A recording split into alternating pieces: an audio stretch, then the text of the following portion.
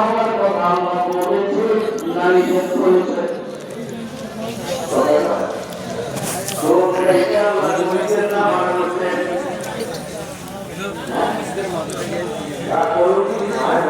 বইতে মাইকে শুনতে এটা একটা জঙ্গি বলে আমরা